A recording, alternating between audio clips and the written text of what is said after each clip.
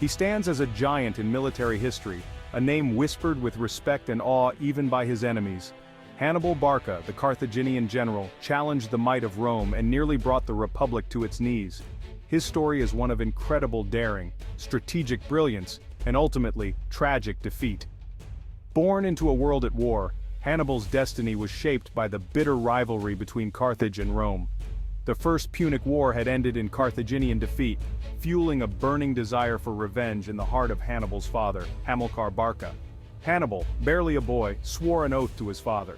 He vowed eternal enmity to Rome, a promise he would keep with unwavering conviction. This oath would shape his life, driving him to become the ultimate enemy of Rome. From his early days campaigning in Spain, Hannibal showed the makings of a brilliant commander. But it was his audacious plan to strike at the very heart of Rome, to carry the war across the Alps and into Italy itself, that would cement his place in history. Carthage, a mighty empire on the coast of modern-day Tunisia, was a force to be reckoned with. Known for their naval power and strategic trading posts, the Carthaginians were fierce rivals of Rome. Into this world, Hannibal was born, the son of Hamilcar Barca, a renowned general. Hannibal, my son, Rome is our eternal enemy. You must swear to fight them. I swear, Father, I will never be a friend to Rome. Hannibal's early years were spent amidst soldiers and elephants in Iberia. He was ready to fulfill his oath and unleash the fury of Carthage upon Rome. In the spring of 218 BC, Hannibal embarked on a campaign so audacious, so improbable, that it has echoed through history ever since. His objective to strike at the heart of Rome by crossing the Alps, those towering, treacherous mountains that were considered an insurmountable barrier.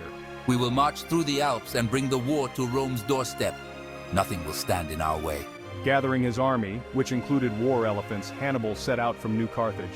The journey was fraught with peril. The army faced hostile tribes, unforgiving terrain, and harsh mountain weather. The elephants, symbols of Carthaginian might, suffered heavy losses.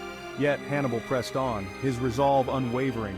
After a grueling 15-day trek, Hannibal and his battered but unbroken army emerged from the Alps, having achieved what many considered impossible.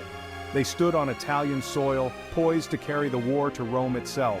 The unexpected arrival of a Carthaginian army on Italian soil sent shockwaves through the Roman Republic. Hannibal's arrival in Italy marked the beginning of the Second Punic War, a conflict that would rage for over 15 years. On Italian soil, Hannibal's strategic genius truly blossomed. I outmaneuvered and outfought the Romans time and again, inflicting a series of crushing defeats. The Battle of Cannae, fought in 216 BC, stands as Hannibal's masterpiece, a testament to his tactical brilliance. Facing a numerically superior Roman army, Hannibal employed a cunning strategy of encirclement. He used his cavalry to devastating effect, pinning the Roman legions in a vice and then unleashing his infantry in a devastating attack. The Roman army, trapped and overwhelmed, was annihilated. Cannae sent shockwaves throughout the Roman world.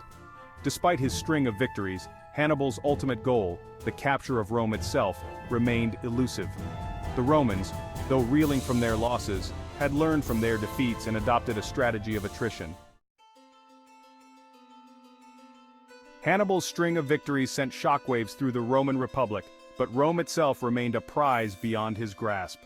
Despite his tactical brilliance and the psychological impact of his victories, several factors prevented him from delivering the final blow. Firstly, Hannibal's army, while formidable, was not large enough to lay siege to Rome directly. He had suffered losses during the crossing of the Alps and subsequent battles. More importantly, he lacked the logistical support and siege equipment necessary to take a city as large and well-defended as Rome.